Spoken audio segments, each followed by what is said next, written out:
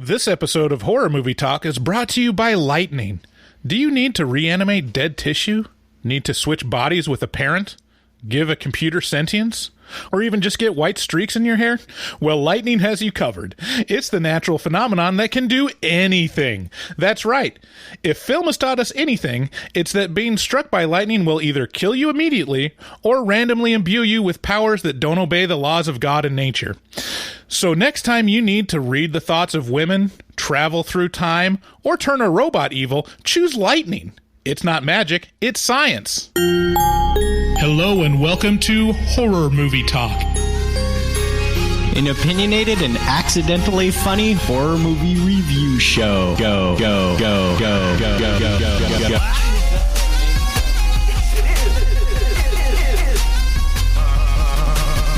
I just took a stroll through the scraggly woods. He had no face! Horror! Sabrina, don't just stare at it, eat it. New theatrical releases always get priority. But we also review older horror movies, both good and horrible.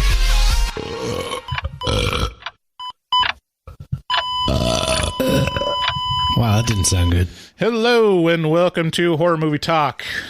Your expert hosts each week are me, Dr. Bryce Hanson. I hold a PhD in spookology, and Professor David Day. I'm a foremost expert in scare meow meows. New theatrical releases, if those even exist anymore, get priority, but we also review older horror movies, both good and horrible. If you are new to the podcast, check out our website at horrormovietalk.com. There you'll find links to all of our social media, and you can communicate with other horror fiends. We post new episodes every Wednesday. Listen to the episode. Let us know what you think by calling us at 682-253-4468, or, you know, if you really like it, leave us a review on Apple Podcasts. That really helps us out. Yeah, you guys should check out our Facebook group, especially now because we have a one titty challenge coming up for Manscaped, and there's a big prize to give away. So We'll hear about that after our score for the movie. So stay tuned for the one titty challenge. Yeah, listen to the mid-roll for more details. Just show me one titty. Today we'll be talking about Young Frankenstein. We'll start out by giving a brief review on our score for the movie. We score on a scale of 1 to 10, 1 being a miserable dredge where it makes you angry that you watched it, 5 being an average film that hits all the expected marks, and 10 being so good it transcends genre boundaries. After we give our score, we'll get into spoilers and take a deeper dive into what we liked and hated about the film. So if you haven't seen it, you'll know when we start going into spoilers. We play a really loud sound thing. It's almost like a hurricane warning siren. Can you play a tornado warning? Oh yeah, here we go. Okay, guys, I'm going to do a tornado siren once again.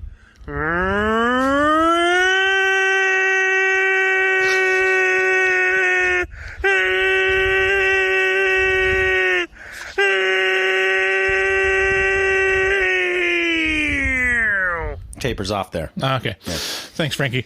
Later on, we'll be doing a couple bits. We're doing a new game. Ooh. I had to switch this around because I thought Aaron was going to be on the show today, but my mom wasn't able to watch the kids, so I had to switch the game up. So now it's a groundbreaking game. Oh. We've never played anything like it. I think okay. It's called Frankenstein or Porn. Wow. I mean, in that game, I'm just going to jump the gun and tell you what it's about. Okay. We'll play clips from either a version of Frankenstein on film, right, or clips from porno video. I mean, really, it's hard to tell because they're both really about creating life. Well, yeah. In a sense. Kinda. I mean, some of them, they're not very good at creating life. They get the life all over each other's faces. But anyways, then we'll be going into...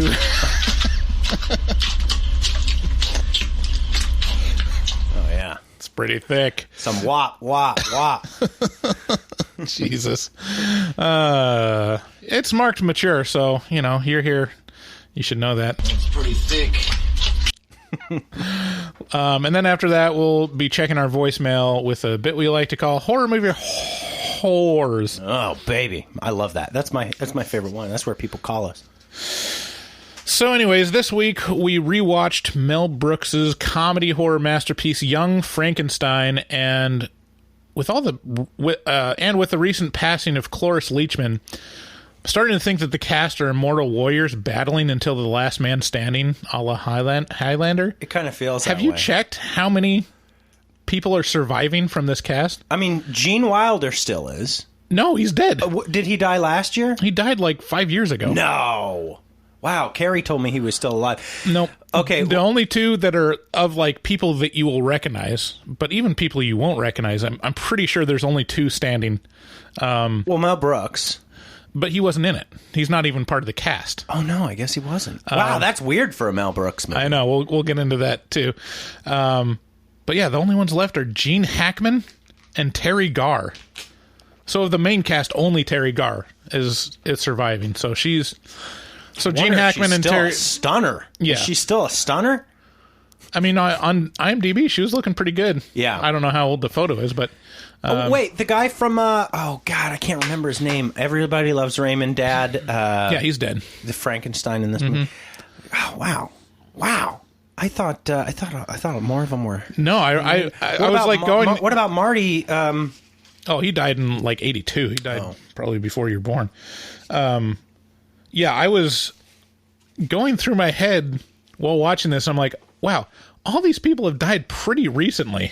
Like, and it's not like they're that old. Anyway, so yeah, I'm sure Gene Hackman and Terry Garr are setting their sights on each other, sharpening their samurai swords.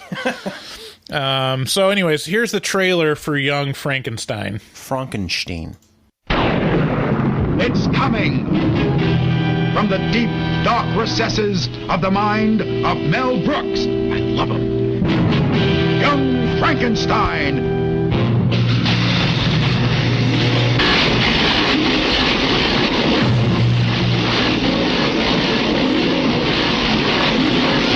You hear me? Give my creation life! Sky means business. Young Frankenstein. Oh dear, nothing left. What shall we throw in now? Starring Gene Wilder as Dr. Frankenstein. That's Frankenstein. But what about your grandfather's work, sir? My grandfather's work was doo-doo. Peter Boyle as the monster. Wow! Marty Feldman as Igor. My grandfather used to work for your grandfather. I'm sure we'll get along splendidly. Oh, sorry. Cloris Leachman as Frau Blucher. You played that music in the middle of the night? Yes! To get us into the laboratory? Yes! And it was you who left my grandfather's book out for me to find? Yes! So that I would? Yes! Then you and Victor were... Say it. He was my boyfriend! Terry Garr as Inga. Would you like to have a roll in the hay? Roll in the hay. Kenneth Mars as the inspector.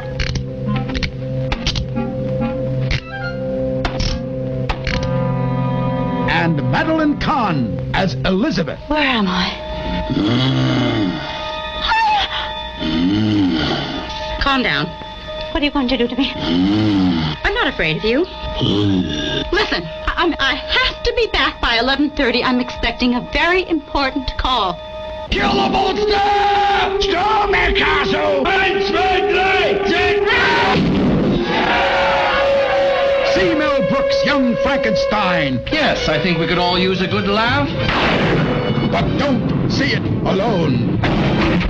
Don't miss Young Frankenstein, personally directed by Mel Blazing Saddles Brooks, in black and white. No offense. Damn. Okay, so Young Frankenstein can be found for some bizarre reason only on Starz subscription. Yeah, it's rough. Like, It's rough out You there. can't even buy a digital copy. It's amazing to me. You can't rent it on YouTube or Amazon Prime.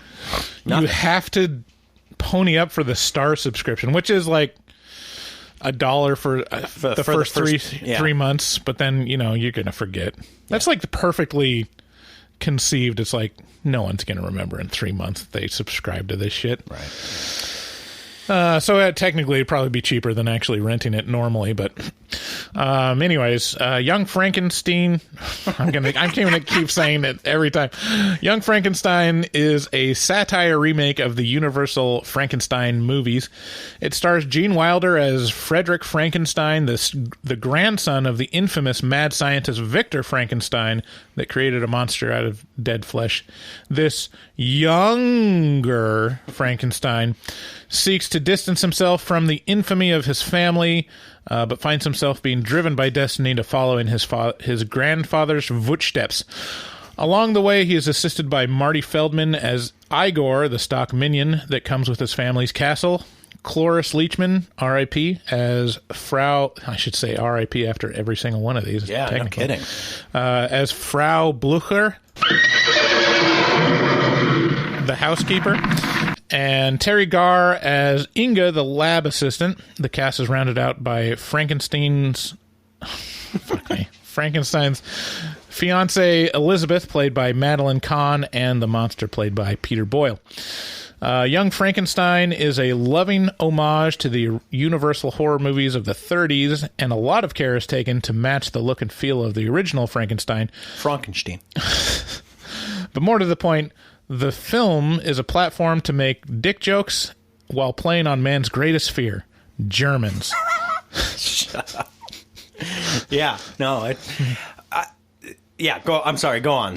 I have so much to say about this movie. Right. So Mel Brooks, who directed and co-wrote with Wilder, sees Young and Frankenstein as his best film and third funniest, behind Blazing Saddles and The Producers, both starring Gene Wilder, coincidentally. I'd actually agree with that. As an homage to the black and white gothic horror, and specifically the 1931 original, this film hits dead center on target. However, a resulting downside is that the pacing matches the slow and measured progression of its source material. There's a lot of jokes, but they're kind of hindered by the conceit of the format of the movie. A little bit. Because there's a lot of story in this too. Like if you think about Blazing Saddles, what's the actual plot? Don't know. It's just jokes. Yeah. Jokes is the plot. Yeah, I realized while watching this movie, I didn't realize, I just put it into words, which is I've seen this movie a ton of times. Mm-hmm. But never because not because it's a spectacularly amazing film or it's barely horror. I mean, there's a much stronger argument for Seven to be a horror movie than this. Well, it's a comedy horror. I mean, no, it is not. It is a comedy. It's a comedy horror it has a monster in it with a horror theme. It's based on one of the oldest, most well-known monsters in horror. Yes, Frankenstein. The argument for this being a quote horror movie is painfully thin. But that's weird. But I will, I'll allow it because I think that it's a pretty big umbrella. What do you think it has to be scary to be? Well, let me get back to my original point, and then we can get into that argument. But I've watched this a million times, but I've never thought it was spectacularly amazing. It's just comfortable. This movie has a very safe, all the bits, what's coming. It just feels like a nice slipper that you've worn for a long time, and it's that kind of very comfortable. Yeah, that kind of describes most of Mel Brooks's films. That's true. It's not like a lot of them, like Blazing Saddles, have sharp edges, right? Mm-hmm. Though, because a lot of those jokes are, especially now, are quite bristly. They contain. Hey, where are all the white women at? Yeah, and there's some N-words sprinkled around and all that kind of thing. And but this feels just like a Saturday morning cartoon. You know, it's just very comfortable. Yeah, but undoubtedly enjoyable. Like, you're going to have a good time watching this. It's one of those things that you could walk into and out of at any point. You don't have to sit through the whole thing. No, not at all. It's a very safe, good, just solid movie that I think I saw on cable 1 billion times, or I don't know, maybe I just turned it on. I'm not sure why I saw it so many times, but I definitely did. Yeah, I only saw it, the first time I saw it was in adulthood.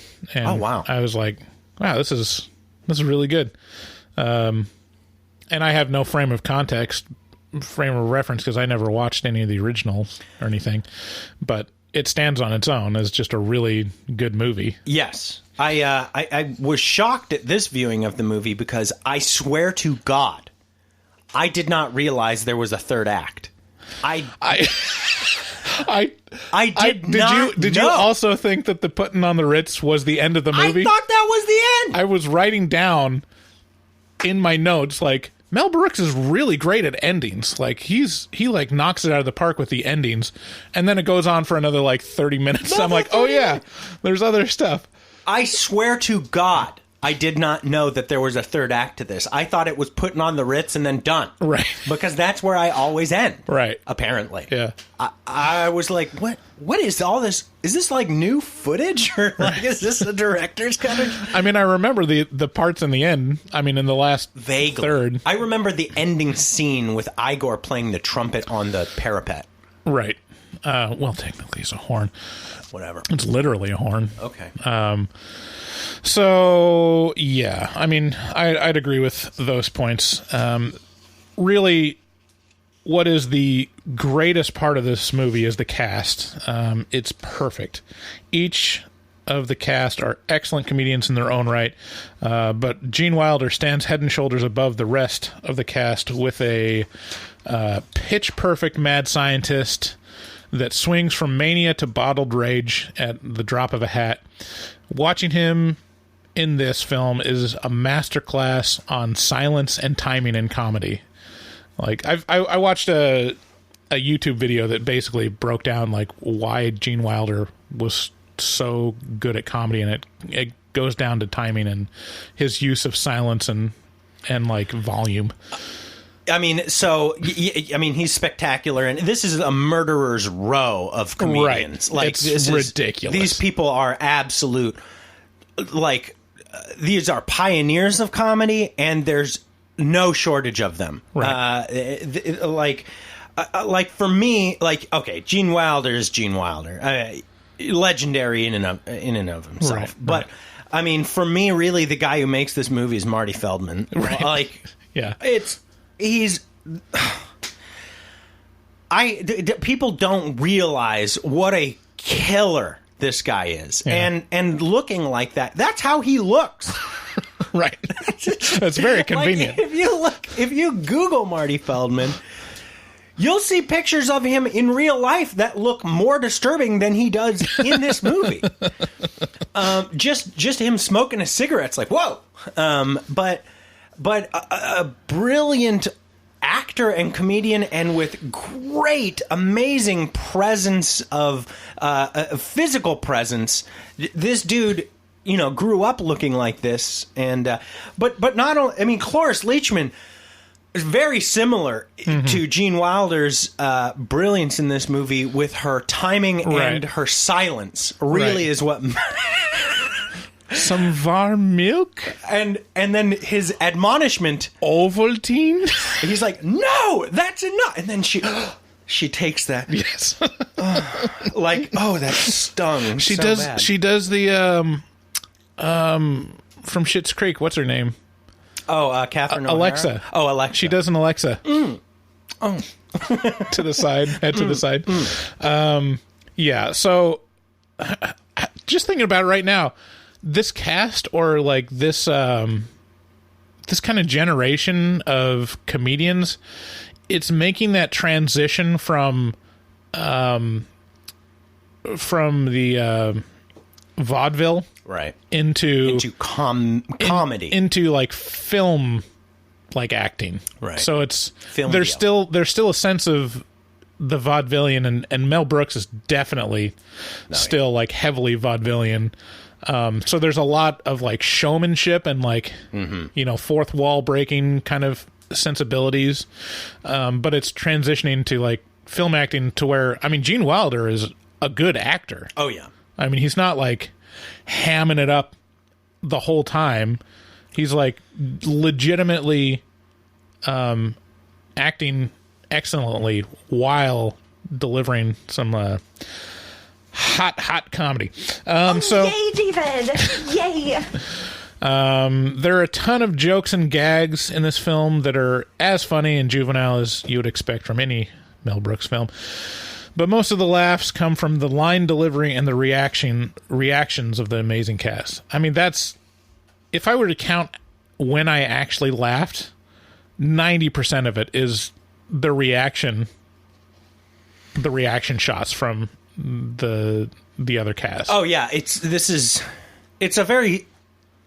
not an overt. It's not overt in the way that Mel Brooks movies are typically overt. Yeah. This is a very subtle Mel Brooks movie. Well, I mean, I wouldn't go that far. It's a little more subtle than a normal Mel Brooks movie. Oh my God! If you compare this to Blazing Saddles or Men in Tights, like this is basically like tongue in cheek the whole way through. Right. And I think a lot of that has to do with like this was kind of Gene Wilder's child. Like he had a lot of input and a lot of demands around like how this was going to turn out. Not the least of which was the fact that Mel Brooks could not be in the movie. Right. Yeah. I mean, it's all. Yeah. I mean, saying it's subtle is putting it in context of other Mel Brooks movies. Right. It's just well, they're all about as subtle as a box of dynamite. So. Right. Yeah. So I'm gonna. I was thinking about how to score this. Yeah. How do you score this? Like, it's such a classic, and one of the top 50 film comedies of all time kind of deal. It's kind of hard not to give it a 10 out of 10, but I will. I give it a 9 out of 10 just because there's a certain aspect of it is like drags on a little longer than it needs to, and it's not like I don't know. It just on this viewing, it made me a solid 9 out of 10. That's fair. I think for me this is definitely a 10 out of 10. Yeah, because it does transcend the genre true. boundaries. Yeah. It's so important. It is so important. Like this movie is, and not only that, like it is. This is an important point in film, just by the fact that you look at it and you go, boy, was this in the 60s? No, this was 74. This was 2 years before Texas Chainsaw. Yeah. Put that together. It's almost impossible to conceive of how well this thing was put together to look like a period piece. And yet and then the cast, and then the I mean, so many of these jokes still stand up, which is astonishing. Right. If you look at any other comedy from the 70s, that's a movie, not necessarily, I mean, you could look at Gene Wilder doing comedy, or you could look at some of the real killers from the 70s and still laugh. But even then, it's all kind of within the context of the time. It's kind of like couched. And this still does it, I think. This still... And there's enough... I mean, there are some jokes that, like, we don't get. We don't get, like, what they're referring to. Aaron knew, like, one reference that I had no idea about. But they're few and far between. Most of it's pretty universal. Yes. And, whether you've seen the original Frankensteins or not, you know enough about the story, but just because it's in the zeitgeist and pop culture so much. But then Peter Boyle putting on the Ritz. Right. I mean, it just throws it into a 10 for me. Like that just nails That's it. True. Way up. That's true. I mean, just unbelievable. Everybody in this just kills it. Hey guys, we do have Valentine's Day coming up, and you know what that means. You're looking for lovin', and so are we. We got Manscaped.com has been a sponsor for a minute for us, and we sure do appreciate them. And so with that, you know about the HMT code and how it gets 20% off your order at Manscaped.com. And so now we're... And free shipping. And so now we're starting the One Titty Challenge, which is a contest that we're running for Manscaped.com, where you buy the Lawnmower 3.0 using the HMT coupon code at checkout to receive 20% off your order and free shipping. You then manscape at least one of your titties and take a picture of it with your trimmer in the shot and post it to our Facebook group. This challenge goes until the end of March, so you have plenty of time to order your lawnmower and clean yourself up. We will judge your titties on the show, and the best one will win a Google Home Mini and some HMT stickers, along with a note detailing our love of your spectacular nip. So make sure to use the hashtag OneTittyHMT in your submission, and... Can I see one titty? Yes. So yeah, as mentioned, Valentine's Day is coming up, so you're gonna need to shape up, and get that mess groomed. So it's the tools that 2 million men trust in to groom themselves and make them smell good.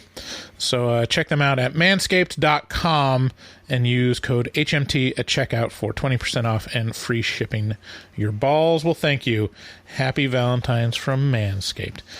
Also, another sponsor of ours is nightchannels.com. It's a website where you can get some of the coolest t-shirts in the horror and metal and occult genres possible. David, you bought several t-shirts from them that you're enjoying. Yeah, I got the Xenomorph t-shirt. So one of the cool things about nightchannels.com is they have prints that you have probably never seen before. So I have a Xenomorph t-shirt that I've never seen anyone wear before. I have a collection of alien t-shirts that I'm not terribly proud of it. It's just an obsession that I have. And then also a Mayhem black metal t-shirt. So yeah, it's the ideal place to spiff up your wardrobe if you're going to a horror movie night or a Black Sabbath or a metal concert. Like, you will be able to find the t-shirt that no one else has. They have a Sallow t-shirt, the unwatchable movie. They have a shirt for it. They also have a Blade Runner t-shirt. And they're very affordable shirts, and made even more affordable with our code HMT at checkout. You get 13% off your order. So go to nightchannels.com, just browse through, and I guarantee you that there will be a shirt that you will want to put on your body. Use code HMT at checkout for 13% off. Oh man, I'm looking at the t-shirts in this one row. Altered States, Friday the 13th, 8-bit Nintendo, and then also Rosemary's Baby and Return of the Living Dead with the Tar Zombie.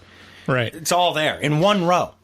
They also got a great one for The Witch with Black Phillip on it, and they even got literature ones. They've got a couple for 1984 that I'm going to buy. Scanners, Texas Chainsaw, The Wicker Man. God damn. Yeah. It's good stuff. Check them out, nightchannels.com.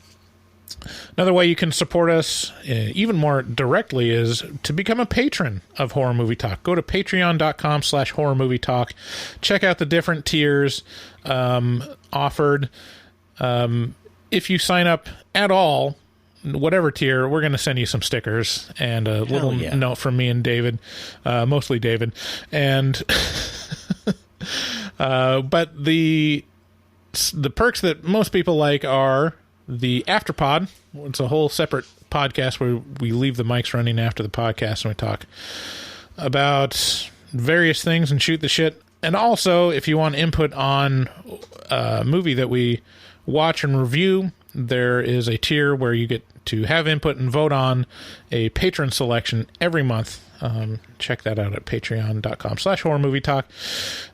If you want to buy some swag and not sign up for Patreon, you can buy those stickers at horrormovietalk.com/shop, as well as our logo tee, which is a pretty kick-ass t-shirt.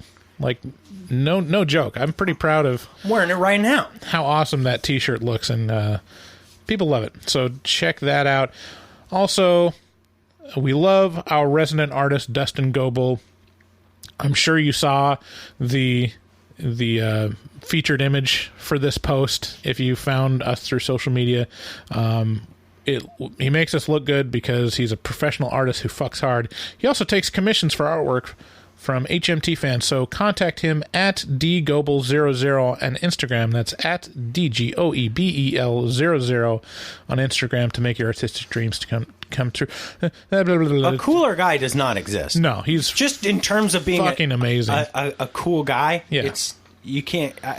He's so nice, and if you hit him up for a commission, I'm pretty sure you're going to be friends with him as long as you stay cool. It's on you. He's cool. We talk about how he fucks hard and how he's got a Teflon dick, and like it makes you think like, oh, it sounds kind of intimidating. No, he's like the nicest guy, like low key, super friendly and funny and nice.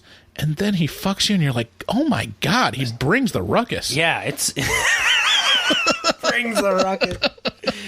Oh man, yeah.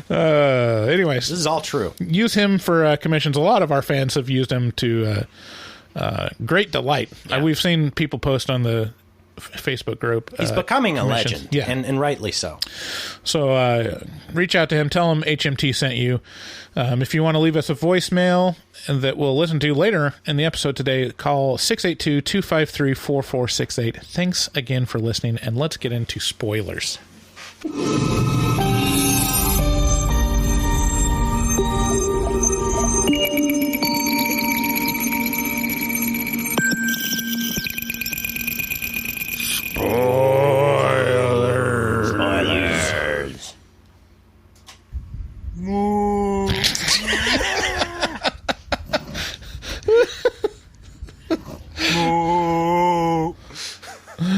Oh man. So yeah, a lot. I mean, it's kind of interesting. There's a lot to talk about with this movie. We could go over every single like bit that you just love and quote all the time. I mean, the ones that come to my mind most regularly is anytime I hear the word sedative, I think, sedative? Yeah. And, what's the other one? Yeah, I can't remember. Ain't got nobody. Yeah, Marty Feldman kills me in this movie. His presence of being like this, like hunched over, like really highly keyed up. You know, like right. He's always looking around, and he's always hamming it up. You know, he holds my attention the whole way through this movie. Right. Yeah. I mean, pretty much anyone in this movie can hold your attention pretty good. Oh my god! I mean, everyone that has a moment just like commands it. Terry Garr commands my attention. Right. She is stunningly gorgeous. Yeah. And oh man, the women in this are so on point. I mean, they're so on point in terms of like their timing and their acting is just like I mean, Madeline Kahn is the best female comedian actress of all time. I mean, she'd be in the running, and it'd be hard to argue anyone against her. Oh yeah, she's my wife's absolute favorite. So, I've seen Young Frankenstein several times before. Mm-hmm. But I've never actually watched the original Frankenstein. Okay. Have you ever watched it? I doubt it. If I did, certainly didn't pay attention to it. I watched it yesterday in preparation for this episode because I was just curious, like, how much did they grab from, like, how much can you, like, point to of, like, oh, that's, like, a direct homage to this specific film. And apparently it was an homage to like the first 5 films or something like that in the Universal horror around Frankenstein. So there's Frankenstein. It's got some Bride in there. Yeah.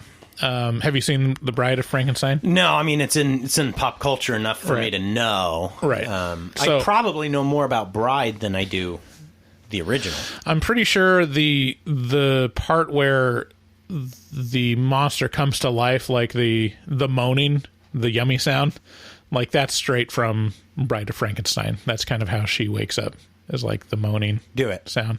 Okay, so that wasn't in the original? No, the original is very much more like he doesn't make a sound. He moves his hand and sits up and walks. Just like in this, where he doesn't make a sound and then he moves his finger eventually. Right. Yeah. So I watched the original yesterday, and like I can see why it made such an impact. Like it's an old movie. It's 31. And there's so many rough edges. It's like you realize how far film has come. Oh yeah. And this is just barely into like the talkies, you know? Right. But it's funny seeing like just really obvious continuity errors of like changing from a far shot to a close-up shot, and they're like looking at different ways or like standing farther apart or something. Just very obvious things of like, oof, they should have had the person on set that said, no, it looks like this. Wow. You know, when you do different takes. So like little things like that. But the other thing that stood out for me, they didn't have a script director, is what you're telling me? Remember that absurd position that we found a couple movies ago? I can't remember what. No, the position was the continuity director, or something? The dialogue director. Which actually, I was looking at the history of Frankenstein, and the director was James Whale, and he had a background in theater, and he entered the film industry as a dialogue director because they were starting to do talkies and they needed to have people teach actors how to talk, apparently. Wow. You know, in a way that communicates across film and stage. So anyways, the main thing that stood out to me, and the main point I wanted to make, is that the original Frankenstein is pretty funny. Is it really? Like it's got a sensibility of it, and it's one of these things that feels kind of timeless, and you realize like, oh, this has been a thing forever. The horror comedy line. Yeah. There's always an element of comedy in any horror movie. Yeah. Like it's very rare where there isn't at least a moment of ridiculously or what's it called? Dramatic irony. They share a lot in the emotional state, right? You know, because whenever you see something absurd, it can be both at once. You know, it can be horrible, and it can also make you kind of titter with nervous anticipation or something like that. You know, right? And just if you think about it, like you and me are pretty alike and we've suffered familial tragedies in the last year or so. What's your immediate reaction when you hear about someone very, very close that's died to either you or someone that you loved? I'm not sure what you're going for here. I mean, it's the obvious ones, you know, grief and pain or whatever. Yeah, but then immediately once you like offer your condolences, immediately I switch over to let's make a joke about it to lighten this up. Yeah, I mean, yes, that's you and me. I don't know. I think that a lot of people find that, and that's why I didn't answer right away. Is because I've been trained to know that my go-to of like, let's lighten the mood up with a joke is not okay by a lot of people's standards. Yeah, I mean, it's having a dark sense of humor is right. It's helpful. It is helpful. I don't think it's as uncommon as you'd assume it is. But anyways, there's kind of always this mix. And so in the original, there was 2 specific scenes that I looked to. I'm like, that is fucking hilarious. Like, in the original Frankenstein. And I find it impossible to think that they didn't know it. Mm-hmm. Like, at the very least, people would laugh at that. Okay. The first scene, which is almost directly out of Young Frankenstein, is when the assistant, which isn't Igor, it's France or something like that. Something starts with an F. But when the assistant goes to the university to get the brain, there's this setup scene with the professor. He's like, it's this. And this is in the original Frankenstein. This is in the original Frankenstein. Okay. The professor is talking to a class, and he's like saying, and now, class, you can come up and view these specimens. In this jar is a perfectly normal brain. Perfectly normal, like perfect specimen of a normal functioning brain, in this jar of liquid. And this one is from a criminal, that has, and you can see the differences in the criminal's the brain and all these things. And so later after class, when the assistant sneaks in, he picks up the normal brain and starts walking off and immediately drops it on the floor. A huge crash on the floor. And then he goes over to grab the other brain, and it makes it a big point to like show the label. Abnormal brain. And he just like picks it up and he's like, meh, and then walks off. It's like, it's not played for laughs, but the fact that they set up this setup of like, this isn't going to go right is so perfect, and it's just funny. And so, I mean, when they do that in Young Frankenstein, it's not like, the only thing they add to it is the dialogue after the fact, which is, did you get me thus and so's actual brain? He's like, no, I kind of dropped that one. Okay, well, whose did you get? Abby something. Yeah. This is a line that I never forget. Right. Abby. Oh, Abby, huh? Abby something. Abby Normal. Yeah, Abby Normal. You got me an abnormal brain? Yeah, that's brilliant. And, actually, while watching Young Frankenstein, or Frankenstein, I'm pretty sure those were real fucking brains. I'm pretty sure that those were real brains that they dropped on the fucking floor. I mean, they're probably like pig brains or something. Oh. I'm sure they weren't human brains. But I know in the shot where they looked real. When they're scanning across like the different levels of decay and it shows the skulls, the first two skulls are actually real skulls. I saw in the IMDb trivia. Really? Yeah. There was a lot of real skulls used in movies up until a certain point, right. I think. I mean, you watch Texas Chainsaw, which is 2 years after this, 76, and there's tons of bones in that movie. Yeah. I think a lot of them are chicken bones. But the other funny scene in the original was when Frankenstein kills the little girl.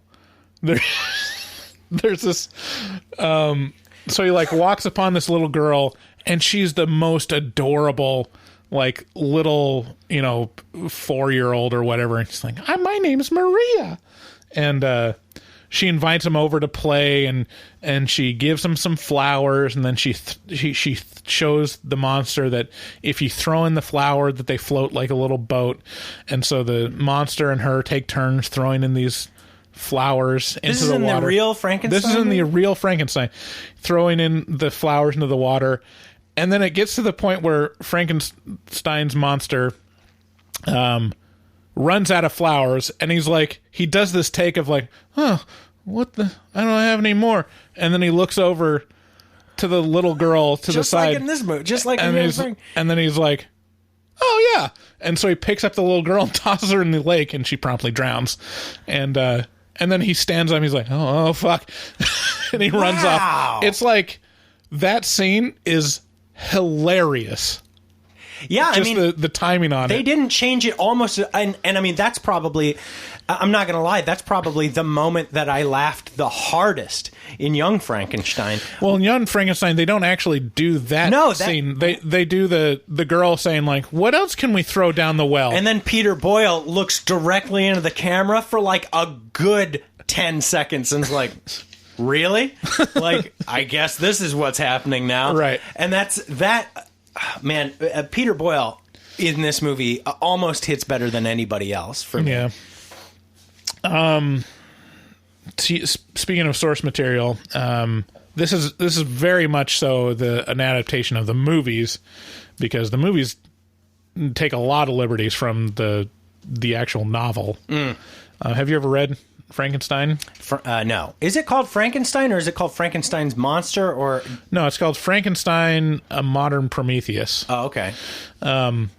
Have you read it? Yeah, it's fantastic. Like, it's definitely one of those... Mary Shelley? Yeah, it's one of those, like, novels that really holds up and is super entertaining now. And it's a lot different in terms of the monster is much more sophisticated. It can speak and read and, like, there's a lot more, like, more of a crime element, where the monster is kind of getting revenge on Victor Frankenstein. But I find the origin of the novel pretty interesting, because Mary Shelley, her fiance Percy Shelley, or her husband Percy Shelley, is a famous poet, and they were friends with Lord Byron, also another famous poet.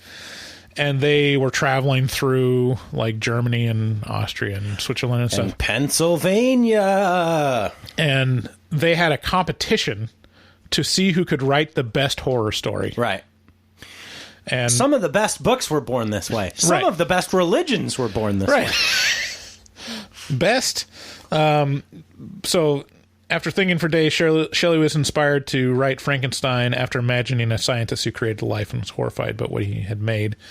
And it really holds up. It's so amazing that, like, how bad would you feel as Percy Shelley or Lord Byron that, like, your wife and friend just, like, knocks it out of the fucking park and creates, like, a whole new genre, basically. Creates a classic for the ages. Right. Like, I guess you couldn't feel bad. You just feel like, oh, well, shit. Like, some things are undeniable. Yeah. This is considered by some people to be the first, like, sci-fi novel. Like, the first, like, real modern science fiction story, in terms of, like, having a point at which the character like, toys with science and, like, has a kind of a comeuppance kind of thing. There's, like, a point. Oh, wow. She was early. I was going to say, what about H.G. Wells in The Time Machine? Yeah. But, Mary Shelley was born in 1797. Right. And she died about 50 years later, in 1851. If you want to see a movie that's closer to the original book, the Kenneth Branagh 90s Mary Shelley's Frankenstein is pretty close to the actual story. Oh, okay. Starring Robert De Niro as the monster. Wow. What? Yeah. And what's the title of this called? Mary Shelley's Frankenstein. Wow, with Robert De Niro in the 90s. Yeah, and Kenneth Branagh plays Victor Frankenstein. Wow. Kenneth Branagh is I didn't realize how much I liked him as a director and an actor. Like, his films are really good, like, really high quality, and there's no real, like, calling card for any of them, but they're all pretty good. Because he's kind of like an actor's actor. Anyways, so moving on from, like, the source material, I found that interesting. I just wanted to brag about my due diligence, I guess. He's done a lot of Shakespeare. Yeah, he's big into Shakespeare. He did Tenet. What? He was an actor in Tenet. Yeah. That's crazy. Yeah. He also did, like, the original Thor movies, if that floats your boat. It does not, but okay. But I mean, it's kind of interesting to watch those movies from the sense of, like, a Shakespearean director. Like, all the Asgardian scenes, you're like, yeah, this has big Shakespeare energy. Whoa, he also did the Will Smith video short Wild Wild West. Wow. He was Dr. Arliss Lovelace. Yeah. Loveless. Yeah. Okay, cool. Well, now I'm on board. Bees. So anyways, talking about this actual movie, this was Gene Wilder's idea. I guess on while he was filming Blazing Saddles, he brought it up to Mel Brooks's idea that he would like to do for his own film, basically, and they collaborated. Both Wilder and Brooks are credited as co-writers, and a lot of the kind of love and care for the original source material it seems like it's coming from Wilder, but I think mutually from Mel Brooks. Wilder and Brooks were thick as thieves. Right. I mean, Mel Brooks mentions his top 3 funniest films as the 3 that Gene Wilder stars in. Right. Yeah. So, I mean, that's not a coincidence. Partnership. One of the things that Wilder demanded was that Mel Brooks not be in this movie. And this is something that stood out to me. I was like, oh yeah, I don't think Mel Brooks... This feels like the only Mel Brooks movie where Mel Brooks is not in it. Yeah, when you played the trailer, that was obviously Mel Brooks' voice. Right. I think he's in this movie in 2 spots. He's the sound of the cat getting hit by the dart, and he's the sound of like a wolf howling or something like that. Okay. Yeah, so he's kind of playing a Spielbergian sort of like standoffish role, if anything. I had a realization about Mel Brooks. Because every one of his films is really a Mel Brooks film. Brooks died? No, Brooks is still alive. Brooks is still alive. Okay, don't be irritated with me. It's hard for me to keep track. He's on he's right there though. He's in his 90s. He is so old, so fucking old. Yeah. There's people who shock me that they're still alive. One is Mel Brooks, and the other is Jerry Lewis. Yeah. I think is Jerry Lewis the one that Mel Brooks and Carl Reiner have a real close relationship. I don't know if you ever watched that episode. Yes, it's a beautiful friendship that they have. And so when Carl Reiner died, Jerry Lewis died in 3 years ago. Oh, okay, almost. So when Carl Reiner died pretty recently, I was like, time's ticking for Mel Brooks. Yeah, but we'll see. We'll see. Coming for you, Brooks. Well, Terry Garr and Gene Hackman are, again, sharpening their swords. Hackman.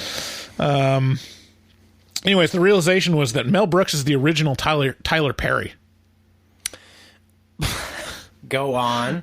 Think about it. Every Tyler Perry movie is Tyler Perry's X, Tyler Perry's this, and he's always a character in it that's kind of out of place and kind of draws you away from the actual film. Okay, see, so I was about to argue with you, but with Woody Allen, right? But Woody Allen's spot in his movies is always as the main character. That's not out of place, right? Despite how out of place he is, by virtue of him being Woody Allen. Yeah, Woody Allen, and then the other thing with Woody Allen is that there's always a stand-in for Woody Allen if he's not in the film, right? There is a Woody Allen character in every Woody Allen film. Not the case in Mel Brooks. Similar, specifically. Mel Brooks doesn't have yeah. So Tyler. If you want the old Jewish version of Tyler Perry, check out Mel Brooks. Yeah, the original. So there's so many great moments in this movie. I don't know. I have some stuff written down. We don't really have to talk about the plot that much, but what are your favorite parts? Some of. I can come up with new different there's so many different parts that are fabulous that it's hard to really come up with any particular. And the other thing about it is there's so many tiny microscopic moments that are fucking hilarious. Okay, so in that vein, some of the stuff that I noticed this time around that I haven't noticed in times past was Madeline Kahn's she's not featured in this film very much, but man, she hits in this, which is the train goodbye scene where I was going to say this exact same thing where you have Gene Wilder saying goodbye to his fiance, and she's so standoffish, and she's like, "Don't touch me, don't ruffle my hair, don't crease my dress, don't touch my nails, and it's like, loving goodbye, but you can't touch me. Like, right. We cannot exchange any you can't kiss because you're going to smear my lipstick. You can't touch my hair because I have a thing to go to. Like, he's hugging her and she's like, taffeta. And he's like, taffeta. No, the dress is made of taffeta. It creases really easy, so kind of lay off. Yeah. Just progressively goes through everything until the last thing is an elbow bump. That hits me as a stand-in for girls in my life. I love you. Don't touch me. And then another one that, I mean, it's very fitting that you chose this movie, number one, because Cloris Leachman just passed away, but also because Cloris Leachman's character in this is integral to the movie, but not centered on her. Right. And her acting in this is subtle but perfect. Uh-huh. Which is she's admonished constantly. Like her, she exists to be stepped on, and she does that. Anybody else doing this would not be stepped on as well as Cloris Leachman takes it. She every time she's like, "Would you like this?" No, I would. And her turn to the side, and the admonishment, you can see it just hits her just so. And that is so. I remember my mom and my grandma appreciated the Cloris Leachman, and then of course the Frau Blucher-Nay. Yeah. Like my mom and my grandma, like this is a legendary role to them. Like every time you mention Young Frankenstein, they say Blucher, and so that hits me very. And after the nay, she does the thing. It's like, it's great. Do you know the joke behind that? I don't necessarily know. Please. So apparently, Blucher is. I don't think it is the word for glue, but it sounds enough like the word for glue in German that's why the horses are neighing in fear. You used to make glue out of horses. Yeah, horse hooves. I want to go back to the Madeline Kahn train scene because this is one that I actually missed. I had to rewind because my wife was laughing at it so hard, and I had missed it because I looked away for like a fraction of a second. So when he's on, they do their goodbyes. They do like the elbow bump, and then he gets on the train, and it's the scene where he's like, "Goodbye, my love," and he blows her a kiss, or throws her a kiss. Yeah, and then she like jukes it, darts out of the way. It was like a fraction of a second, but it was hilarious. Oh, it kills. Yeah, I mean, the whole concept is great. It really kills me. I have to say, I feel a little fucked around by the end of this movie. I swear to God, I did not know that last act existed. Right. Because it's not part of the natural arc of the movie. It's a third extension of the movie. Right. It's such a. If I was like to make a comedy movie, like the perfect ending is the putting on the Ritz scene. You just cut it right at that bit. Yeah. Just don't even like have any reaction shots or anything. It's just. And the way he belts it out, like his performance, Peter Boyle's performance on the putting on the Ritz scene is. You've never seen anyone give their all like you have in the little tap dance scene. Oh man, it's brilliant. Yeah. What do you think are the best Gene Wilder timing moments in this movie? There's so many for me.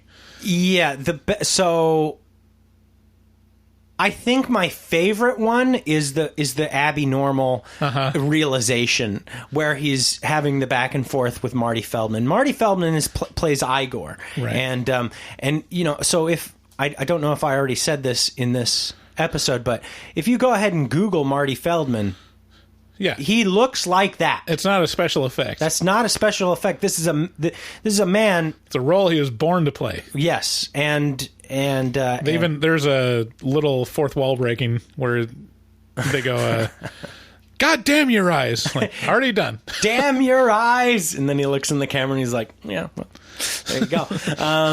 But yeah, when he's telling Gene Wilder, oh yeah, I didn't get the exact brain you wanted, and Gene Wilder's like, okay, tell me who.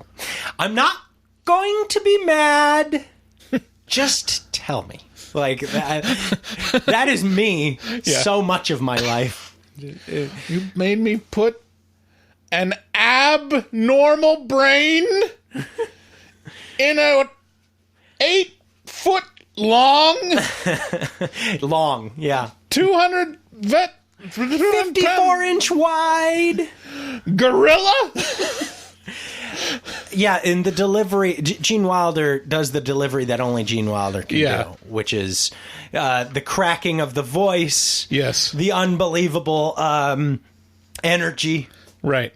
Yeah, the performances in this movie are just spectacular. Yeah, my favorite of his, the other great one is when he goes.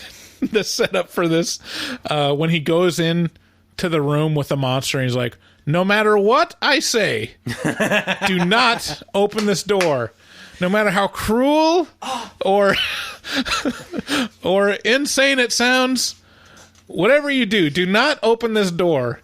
And he goes in, and the monster like growls at him, and immediately he's like, "Open the door! Open the door! Open the goddamn door! Open the door!" That is great. Now I remember oh man, there's so many great parts. I'm just gonna keep saying, oh, this is the best part. But when he's in his room with Terry Garr at the almost at the start of the movie in the middle of the first act, and they're looking for the secret passage. Oh yeah. And he's looking for the book, and he's looking for the entry, how you get the bookcase to open up, and then they pull the candlestick out of the, and then it flips around and it brings him with it, and he's like, "Put the candle back," and then she puts the candle back, and it does a full rotation again, and so he's left where he is. He says, "Okay, I think I've got it. Put the candle back, and I'll use my body to block the bookcase." And then he uses his body and it crunches him. And he goes, "Do not listen very carefully. Do not put the candle back." And that delivery of the high pitched, and then when the tables are turned, it just, the gag keeps going and going, right. And it's beautiful. The other one, the last one that I love is at the end when Elizabeth comes and they're like in her bedroom, and he's like kind of going in for like, maybe we should spend the night together, and she's like, you wouldn't want to ruin this on the eve, just on basically the eve of our wedding night. We're so close. Like, you wouldn't want to do that. And he smashes his face into he's like, cans. He gives like a 2 Mississippi, and he's like, yes. Yeah, so many. I mean, there's a big one titty moment there. Right. Yeah. Lots of great Wilder moments in this. Oh yeah, this is a random observation. A couple times it shows the portrait of his grandfather, Frankenstein. Yeah. You should pull that up. Pull up young Frankenstein portrait on Google. Oh no, I have it in my head. I was fully attentive during the watching of this movie. Does that not look exactly like John McAfee? It's a good point. It looks very John McAfee-esque. Right. Yeah, especially, John McAfee after, McAfee, after selling McAfee. McAfee after McAfee. Right. The McAfee we all know as the degenerate. Yeah, kind of the crazy hair, crazed eyes. Yeah. Like, like leather poop in my mouth, McAfee. Yeah. Hang on. Ew. Ew. Ew, David. Ew, no, David. Oh my God. Ew, David. Don't poop in my mouth. Oh yeah, the other great Wilder moment. This is the other like timing rage Wilder moment is set a give. Yeah, yeah. They're playing like charades because he's getting choked to death, and so he can't tell them what to do, and he's like plays charades to tell them to give the monster the sedative. He's like, Seta, they got like the first two syllables. Yeah. Seta sounds like give. Seta give? Yeah. Give him the Seta give? Seta give? What the hell was that? Yeah. It's a great moment. A couple lines I found out in the trivia were improvised or ad-libbed that were like super impressive. That so like the Varm milk and Ovaltine, that was ad-libbed by Cloris Leachman. Oh man, which is amazing because that's just putting the whipped cream topping on the top of that milkshake. But I mean, so first of all, it's brilliant on Cloris Leachman's part, right. But also the reactions. If that's all ad libbed, then the reactions are all ad libbed, and they knew, right? You know, they were they played off each other quite well. Yeah. Did you notice that Gene Hackman was the blind man in this movie? That Gene Hackman was the blind... What? No. Yeah. It's Gene Hackman. It was crazy because like he's really hard to recognize, but I was like, I recognize that voice in the delivery, and I realized like, that's Gene Hackman. I don't think he's even credited cigars in the movie. I'll never forget the way he says cigars. Yeah. Cigars. And his ad-lib line was, I was going to make espresso. As the monster's fleeing. Yeah, that's a great... That's a scene that stands on... That's a very, very Mel Brooks part of this movie. That's like, oh, okay, this is... Yeah. Like, it adds nothing to the movie, necessarily. It's not story-driven at all. This is just bit after bit after bit. Right. So apparently Gene Hackman was friends with Gene Wilder, and he wanted to dip his toe into comedy, and this was like the first. He did this for free. Wow. Yeah, because he just wanted to do it, and he did pretty good. But I mean, Gene Hackman is impossible. It's impossible for Gene Hackman not to be Gene Hackman. Yeah, in my opinion. There's always an element of like menace in whatever he's doing to where like he can be comedic. Like even in the Superman movies, like he was pretty funny in a lot of those. But yeah, I don't think he's ever done like a straight ahead comedy role, but I'm working through. I mean, he was in Ants. Right. Sure. I don't think that's a straight ahead comedy role, though. Right. But, he was in the Royal Tenenbaums. Oh yeah, that's right. But that's, I mean, it's funny in parts, but it's not played for humor necessarily. Right. Anyways, the other ad libs ones were Madeline Kahn singing "Ah, Sweet Mystery of Life." Apparently, that was going to be a different song, but she said that it should be this one just because it's starts with "ah." Yeah. Just, and that's a great moment. Also, Madeline Kahn saying "no tongues." No tongues. No tongue. Yeah. That dates it. Like, there's very little in this movie to put a date on it. Like, this is 74. But that very much does.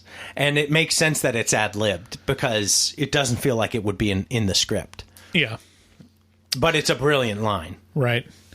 One of the things that actually stood out to me after watching the original was there's a moment like after like the monster attacks and like they give him the set to give and everything. They hear a knock at the door. Gene Wilder's like, "Who'd be knocking at the door at this hour?" There's something about the original film where the door is constantly being knocked on for no apparent reason. In Frankenstein. Really? They're like doing random experiments, and like they're right in the middle of it, and all of a sudden there's a knock at the door, and he's like who could that be? I don't know, who could that be? And it's just, it feels like a callback. Okay. But anyways. So anything else to say about, I mean, this is just going through all the great bits of the movie and just saying we like it, which isn't probably super interesting, but it's a brilliant movie. It's a classic. I love it. Right. By your own standards, I believe it is not a horror movie, even a little bit. Yeah, let's talk about this. Like what... I really hate getting into this, but I did bring it up. So yeah, you did. You always are the one to bring it up. So... Well, not, if it's not really. I mean, you brought it up with Seven. That was your deal. What makes a horror comedy a horror movie? Like, at what point does a horror comedy deserve a good example would be Cabin in the Woods. I'd say that because there are enough moments in Cabin in the Woods that are actually legitimately scary and worrisome, or contain elements of horror. And this is a horror themed comedy movie. Right. There is no horror within. That being said, I believe that allows it within the horror genre. But yeah, I mean, Seven is a much more of a horror movie than this. Well, I mean, this is specific to horror comedy because, like, you can't say it's a horror movie. It's specifically a horror comedy. So, and there's a spectrum. So, yeah, Cabin in the Woods would be much more heavily on the horror side than the comedy. It's more like meta commentary, which is funny, but it's not specifically played for laughs for most of the movie.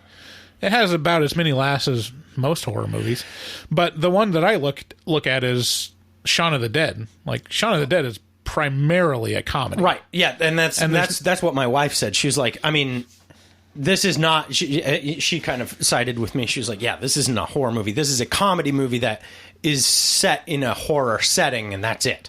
And the same thing with Shaun of the Dead, but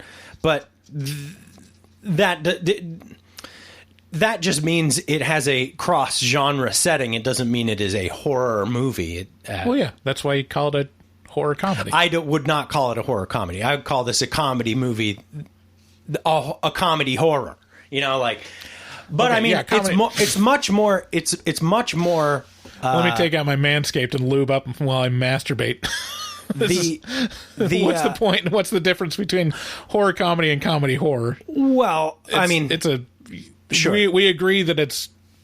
I would say that Seven is more horror than Young Frankenstein is by a wide margin. Okay. Yeah. And what is your thoughts on that? It's a horror comedy. It's no. Let's compare this and Seven. Is it more you horror go on than... record? You go on record with Seven as saying this is not a horror movie. It's like equivalent. What? Like, it's the only thing that really makes Young Frankenstein horror is the subject material is a monster. And it's a famous horror monster. Yeah. Seven, the only thing that makes it a horror movie is that it has a serial killer in it. And that there's like would that dark thematic material. Does that mean you're going back on your argument about Seven, about it not being a horror movie? No, it's not a horror movie. Okay, so this isn't either. But there's a more appropriate... But you just said they were... Label. There's a more all-encompassing label, which is thriller. It's almost like you're mincing words. It's like a crime It's thriller. Almost like you're mincing words. Well, that's what genre labels are. I just watched a movie, the movie that we were going to review, until I watched it and realized this is not a horror movie at all. Okay.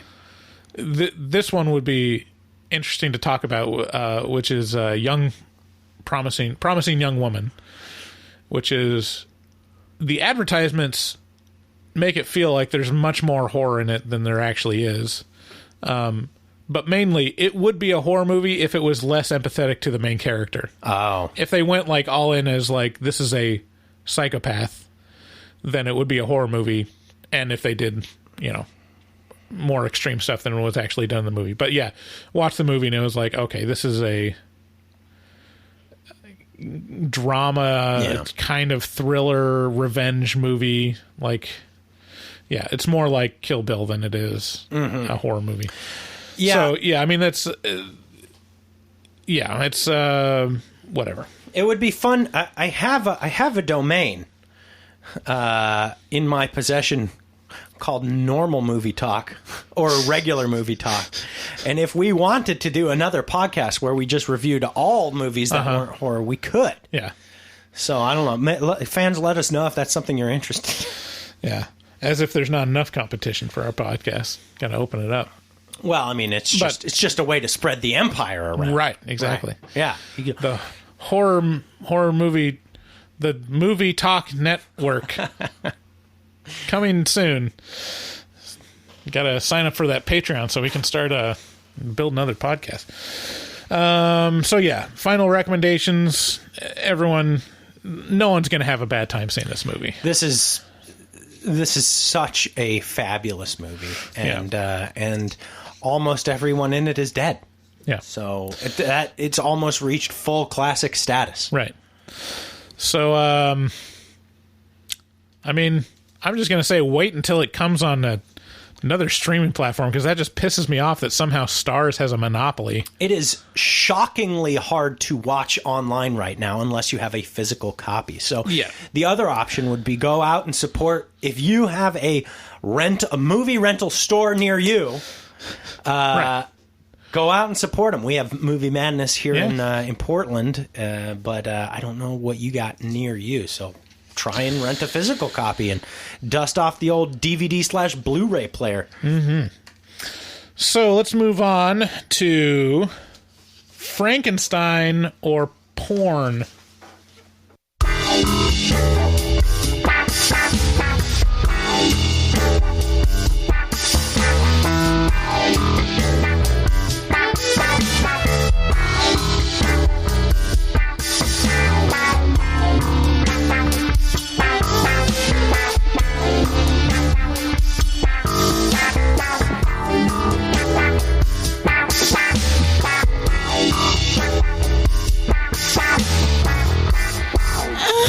Frankenstein.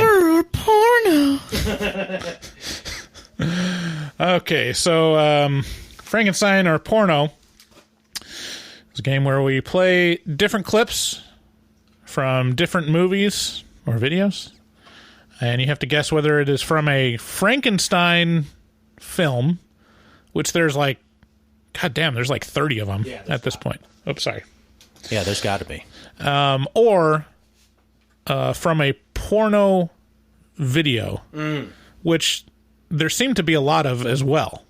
Okay, so I've got a lot of clips, so we don't have to play all of them. But okay, let's start out with this clip.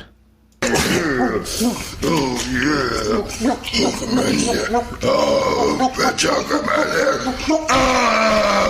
do it for the hope.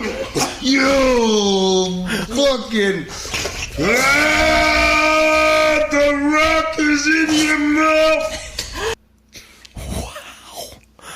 Holy shit. Wow. Wow. Oh, that was rough to listen to.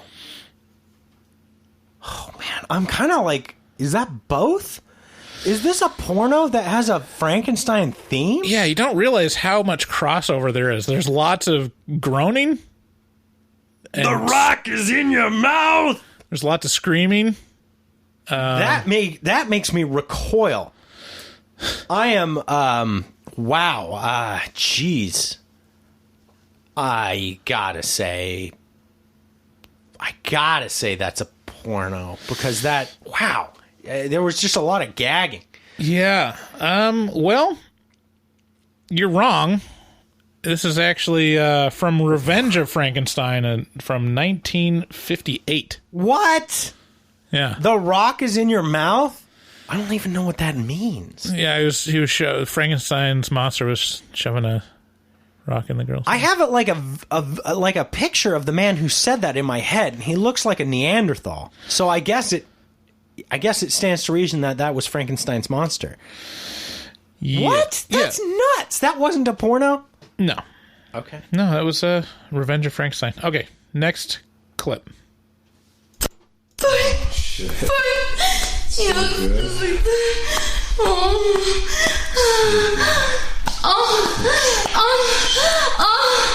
Oh my gosh, you're so fucking deep. Oh my gosh. Oh, fuck. Frankenstein or Porno. You're so fucking deep. Oh. Yeah, give it to me, yeah. I mean, this is pretty obvious, I think. I mean, that sounds so much like a porno. I can't imagine it's anything else. You would think. I would think. It's shocking. That's what I do think. It's shocking that this is actually from Frankenstein, a TV movie from 1973. No. That was on TV, that? Uh-huh. What was the situation? Well, they're creating the Bride of Frankenstein. Mm-hmm. And they're really jolting her with a lot of electric current deep inside of her. Wow. Jesus Christ. Yeah. Okay. There is a lot of crossover here. Next clip.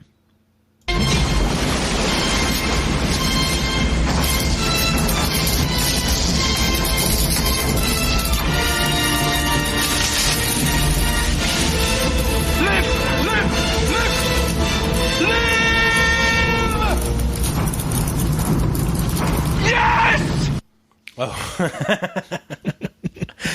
Wow, the end kind of throws the whole thing into right, suspect question, but there was a lot of electricity sounds. And a sound of triumph, which could be either. You know, yes! That's not exactly how it goes down with me. It's more like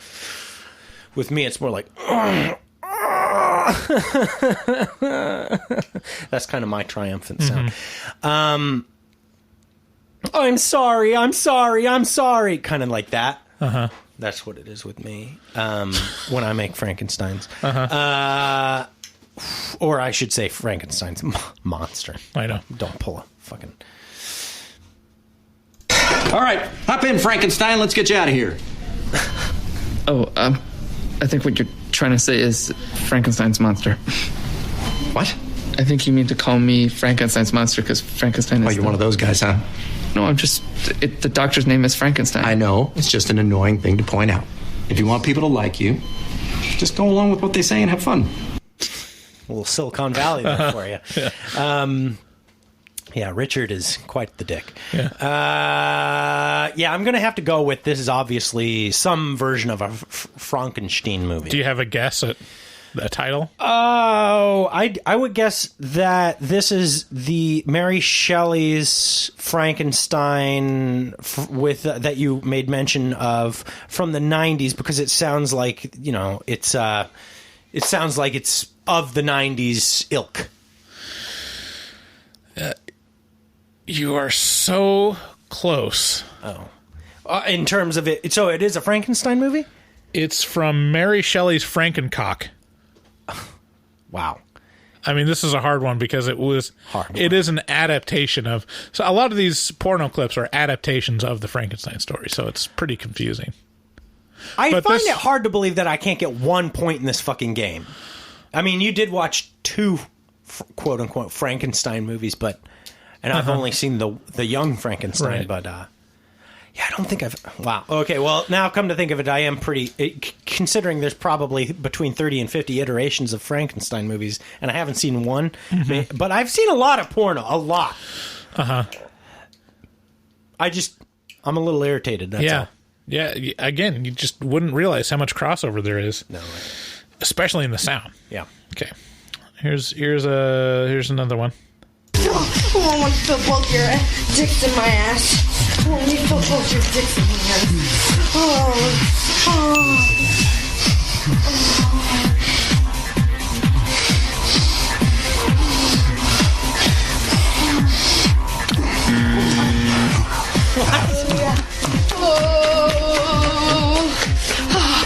Oh yeah. Oh yeah, stick those dicks back in my ass. Yeah, go ahead.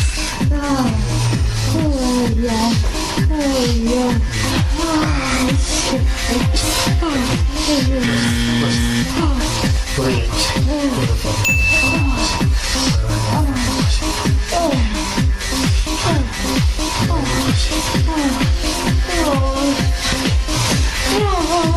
Okay, it goes on for a while. Do you ever have one of those moments where you like have this weird realization of like, oh, this is my life? Uh-huh. Like, this is how I'm spending my Saturday morning. You could be having quality time with your family right now. But instead, I'm absolutely certain I'm listening to a woman on a porno game show get dick shoved in her ass and get points for it or something like that.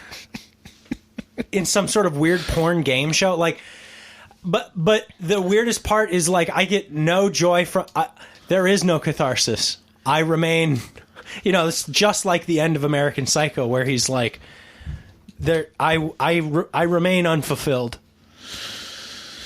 This is my life. All right, my get to it. What's your guess? My pain is constant and sharp. And I hope the whole world burns. Yeah, this is obviously a porno game show where she gets dick shoved in her ass and she's getting points because there's a lot of ding sounds, you know, like, and not like ding, but like ding. You know? Yeah, I can see why you would think that. Don't mess with me here. The dings and the buzzer, I mean, that's like straight up lab sounds. No, this no is way. From the classic. I mean, really, the second Frankenstein movie is from... this is Bride of Frankenstein, 1935. Sounds great, actually. It's been restored. If only our audience could see the look of incredulousness on my face right now. I am... It's the scene where Victor Frankenstein and the monster shoved both their dicks up her ass.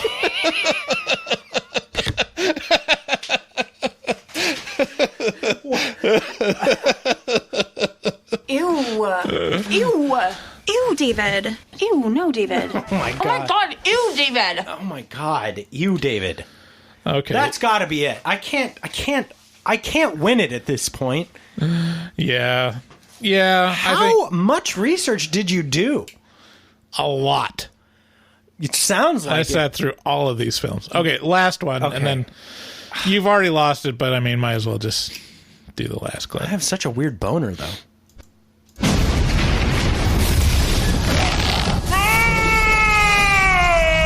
It's alive. It's alive. It's alive! Okay, I'm going to go against my better instincts and just go and, you know, just guess the opposite and say this is not a Frankenstein movie. That's what I think it is, but I'm going to say it's a porno because I apparently am very bad at this. Right. Like if you're consistently wrong on all your sports bets, just go against your instincts. Right. You got to... David, the pedals make it move more. Because the pedals make it move more. Sorry, you're wrong. This one's What the fuck? Are you joking? This one's from 2004's Van Helsing. I saw that movie in theaters. You should have recognized it. Well, it was a long time ago. It was like 17 years ago. Seen a lot of porn since then. So, yeah, it's an actual Frankenstein movie. Okay, well, you know... Oh, you're such a dick, David. But with Bryce in place of David. And that was Frankenstein or Porno.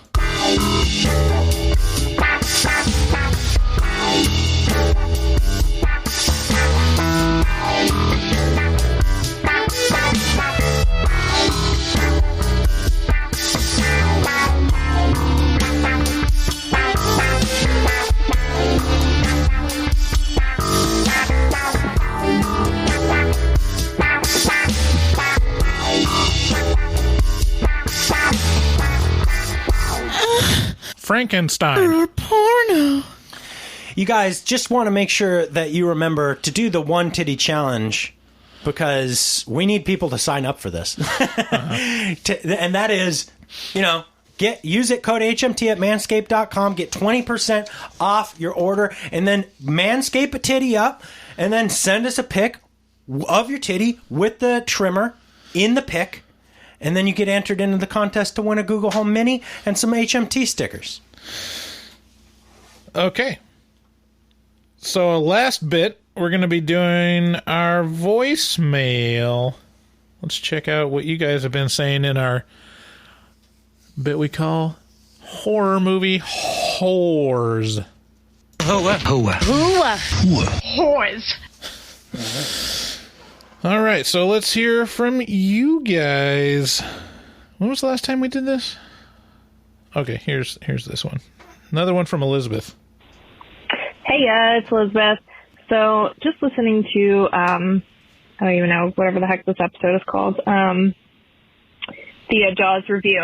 This is in response to Josh from Canada, who is yelling at David for giving Paranormal Activity 3 a 10 out of 10.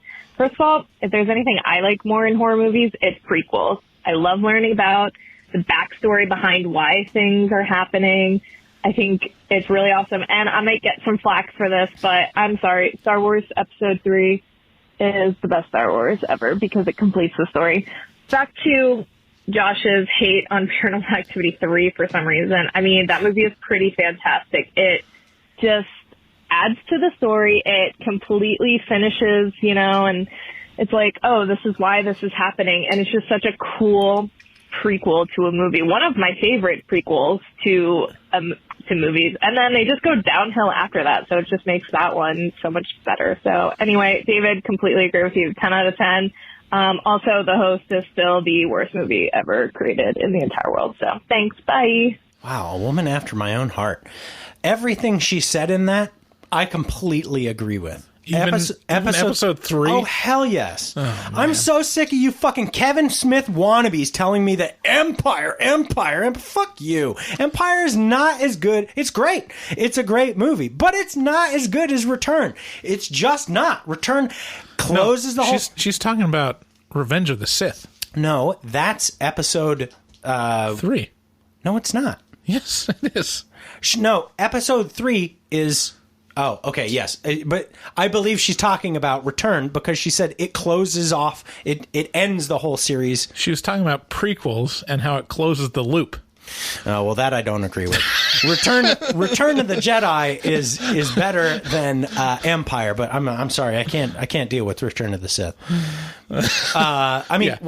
In terms of if you're talking about just the prequels, then obviously Return of the Sith is the best one. But it's the concept of Return of the Sith is the best. Like, it's the best plot. Right. It's the worst. It's still like one of the worst stories because it's one of the prequels. Like, it's pulled. It's just terribly executed in almost every way. Yeah. But yeah, in terms of like the plot of it, was what I was most excited about the prequels, which is the fall of Anakin Skywalker. And what I really wanted to see was, we're getting into this now, but what I really wanted to see was movie 1, Anakin getting trained, like Signs of Darkness. Yeah. Episode 2, him being turned by the Emperor to like the dark side. 3 would be Darth Vader going throughout the galaxy and just murdering Jedi.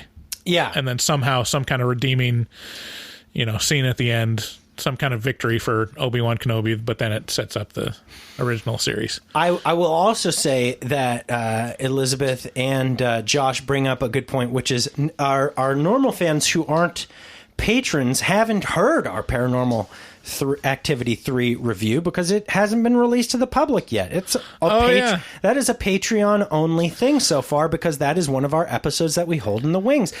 And if you would like access to our Paranormal Activity 3 review before it comes out, which I don't know when it's going to come out, so it could be months. But if you'd like access to it, you can listen to it by joining our Patreon at the $6.66 a month price stamp, and also there's a bunch of other unreleased episodes on there as well, and that our patrons have access to, but you don't if you're not a patron. So anyway, great call, Elizabeth. Thank you for calling in. Next one is from Max. Hey, this is Max. I just finished listening to the Jaws review, and I was on the Facebook page, and someone said something about how Godzilla is a better monster movie than Jaws. And I just can't stop thinking about it. It's been on my mind for days now. I'm just going over and over. I mean, I love Jaws. I think Jaws is awesome. Sharks are freaking scary. But Godzilla does something for me. Satisfies something real primal in me to watch monsters fight. So I was personally offended that you said that Jaws is the best monster movie, because I just can't get behind it. I don't even think the Godzilla movies are that good. But watching the monsters fight, it does something for me. It continues on. If that is the Max, Hi, this is Max again. I forgot that I had something else to say about Jaws. Sharks are scary, but have you ever thought about squids? I think squids are way scarier than sharks. They got so many arms. They're like the spiders of the sea. They got suction cups and like one big old eye. I cannot handle a squid. When I go in the ocean, I'm not afraid of sharks. I'm afraid of squids. Yeah, Max, actually, Peter Benchley, the author of the original Jaws novel, right? He wrote a book called The Beast, which I have read, and it's all about a giant squid. And yeah, they are kind of terrifying because they have the tentacles, but then they have like these special tentacles that are specific for just ripping apart shit. Yeah, they got claws in them. Yeah. The Humboldt squid are... Woo. You ever watch videos of dudes going out at night fishing for Humboldt squid? It is creepy. Yeah. Holy moly. Because those things swarm around and grab at you. And, yeah. But was that Maxwell.r.allen from Instagram who did our intro? He didn't identify himself, but anyway. Well... Yeah, Godzilla versus Jaws, like better best monster movie. He doesn't even think that Godzilla movies are that good, but he's willing to say that it's a better monster movie than Jaws, which is, in my opinion, one of the best horror movies ever made. Yeah, did you see the trailer for Godzilla versus King Kong? No.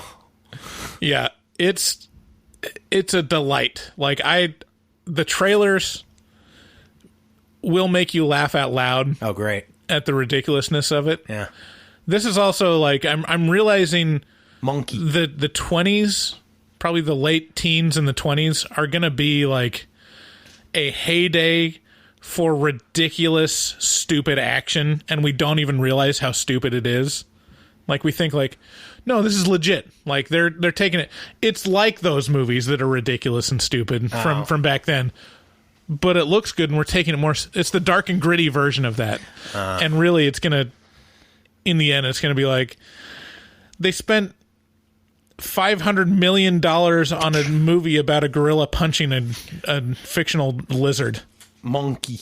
I loved Kong Skull Island. I legitimately loved that movie. He's definitely right. There's something... primal about monsters punching each other. Right. That's like basically the whole reason for this trailer is to lead up to the point at which King Kong punches Godzilla in the fucking face. And you're like, yes! Do a punch above the ball. I mean, we're already we're through the looking glass so far because we're past the point where a movie starring Dwayne "The Rock" Johnson has been made about Rampage the video game? Do you remember that?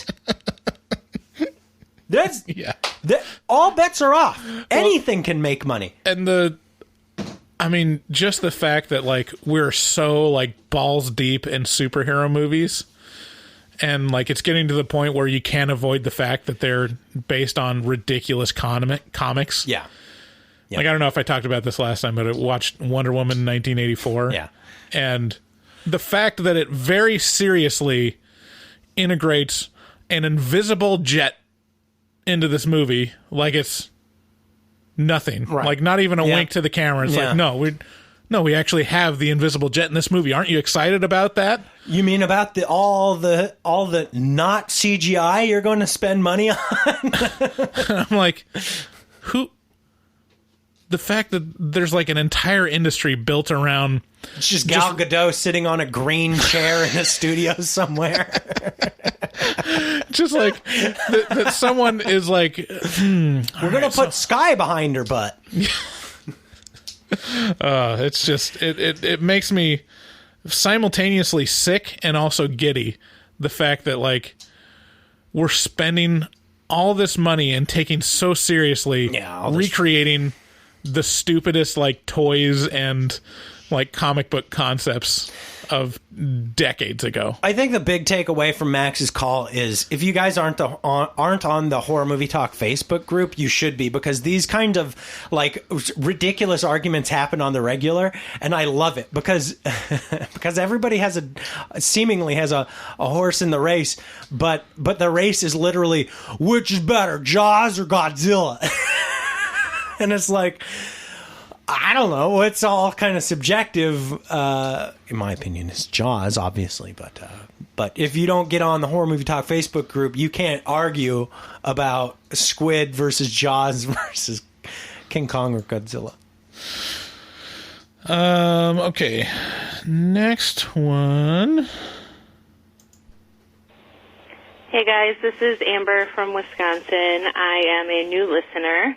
I started listening to you when I was looking for pretty much like after shows or reviews of Haunting of Hill House and Haunting of Bly Manor, because I am absolutely obsessed with both shows.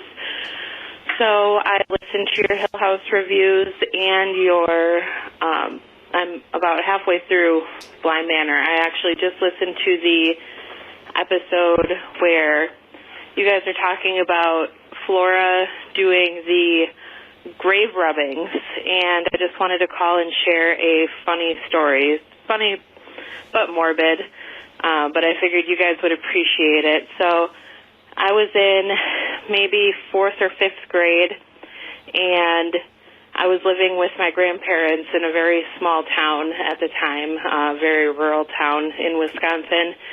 And for art class, our teacher took us up to the local cemetery and had us do grave rubbings for art class. But the funny thing is, I had actually seen plots for my grandparents that I was living with at the time. They were both alive at the time.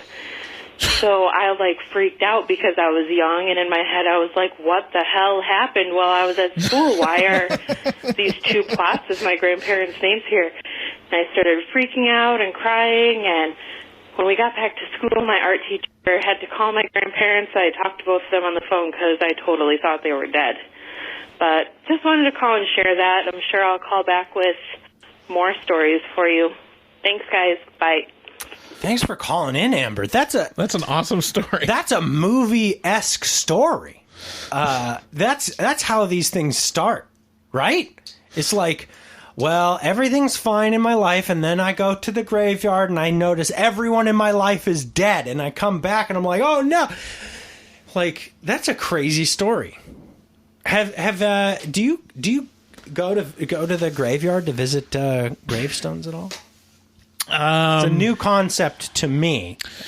Yeah, I mean, new to my experiences. My sister does it. Like, she's visited the graves of my grandparents several times. It's like, it just doesn't really enter my mind that much. We've gone and seen my dad's grave after they put the stone there, and it's like, yep. It's actually a funny story because we went to. You go and I guess kind of the thing you do is you clean it up while you're there. You clip all the grass around it and, wipe off the stone and, leave some flowers or whatever. And we went there.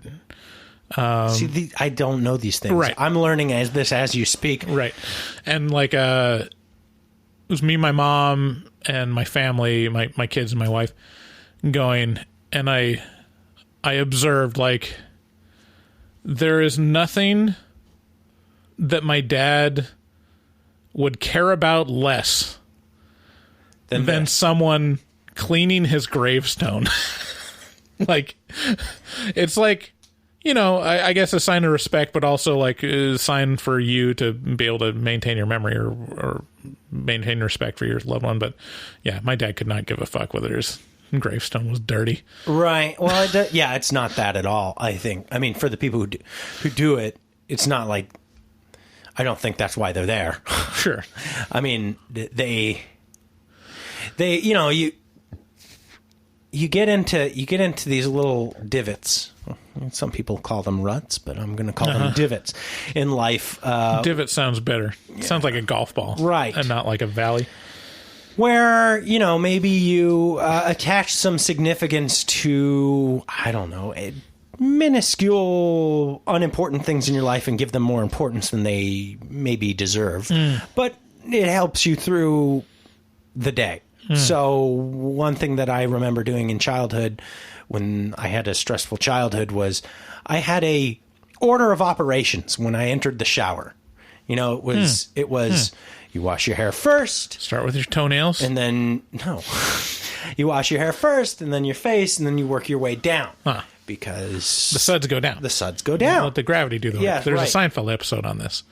Well, it just occurred naturally to me. Yeah. But I got into this divot, and it helped me feel structure in my day, and therefore it helped me in the rest of my day, in my daily routine. And I told my mom, I remember telling my mom about it, and being like, Mom, I do this thing. And to her, it smacked of OCD, which granted, I mean, if you get too far down the rabbit hole in these things, they can have way too much significance.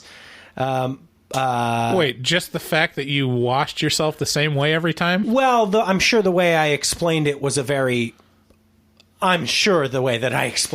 no, I have to do it this way because otherwise a bad day will occur. You know, okay. And so she warned me about it, but there is something very nice about little rituals, and I think that's something that I look for in the literature that I consume is like, I like characters who have lots of rituals because it reminds me of that good feeling. No matter how perverse it is, it's still kind of like, oh, this is a way to structure your day. Yeah.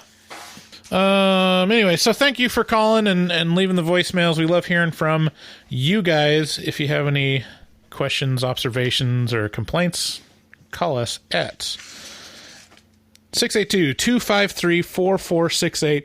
Thanks again for listening. Please share the podcast with a friend. It's really important that we keep the podcast growing and keep the momentum going forward so that we can make it better. You know, start our podcast empire of movie talk podcast network and be able to sell more to advertisers so that we can, you know, turn this into a successful endeavor. Yeah. You know, because we need money. Please check out horrormovietalk.com. There's a couple buttons in the banner where you can help us out. Either if you're going to shop on Amazon, click through that button on our website or become a patron at patreon.com/horrormovietalk. Thanks again so much, and we'll see you next time. We love you guys. Have a great week. Bye. Looking for a podcast full of burps and gas, perverted cast, skinny and fat? Look no further. Horror Movie Talk is accidentally funny, begs to donate money, fake sponsors for dummies, and so much more. New episodes every hump day. They'll pickle your dickle for foreplay. Patreon members have it your way. Vote for a movie every month for the review. Chopper, don't just stare at it, eat it like a taco. Put your tongue through the phone, hoodie, Picasso. Look at them hot kids, swear not a pedo. Got me too'd with Cosby eating jello. Pudding Pops done gave Bryce flatulence. Train addict Dave doesn't give a shit. 1 through 10, is it horrible or excellent? Oil me up, daddy, is dinner rumps. Kiss Bryce Hansen. Look at them hot kids, Chris Henson. Masturbate with a crucifix, exorcist. Face huggers, chest bursters, alien. call Sigourney Weaver. I know it's true cause it came from social media. Patrick Bateman can't understand you. Stab you to death for rotten apple reviews. Opinionated podcaster with a doctorate. Spookology, doctor of philosophy. Bad gastritis, need colostomy. Turn Patreons into human centipede. David Doobie Day, scare him, no expert. And Global Fucks hard, professional sexpert. Afterpods, taglines, and porno flicks. American Psycho, them guys pretty sick. Chopper, don't just stare at it, eat it like a taco. Put your tongue through the phone, hoodie, Picasso. Look at them hot kids, swear not a pedo. Got me too'd with Cosby eating jello. Pudding pops done gave Bryce flatulence. Train addict Dave doesn't give a shit. 1 through 10, is it horrible or excellent? Oil me up, daddy, is dinner rubs. Nothing good happens in the woods. Always get more than you bargain for. Got a pickle to dickle, machines tickle bitties. Killer on the phone, ain't no Sharon Stone. Vancouver, Portland, Oregon, and organs. Corona, COVID, curse, Lorona. Green River Killer, because reasons. Hallway of poop monster kids screaming. Ain't your ordinary dingleberry itinerary. 30-day shutter and jump scares, they fucking scary. Time for the spoilers with jokes and tropes. Use their white socks to catch their loads. Just show them one titty, pretty. Paganism you should worship, they Teflon dicks. Pacific Northwest, let them see one breast. Shifty ass, stay spooky, poor man's digress. Bugsy, HMT, horror movie talk. Hold on, they don't like Halloween. Fuck them.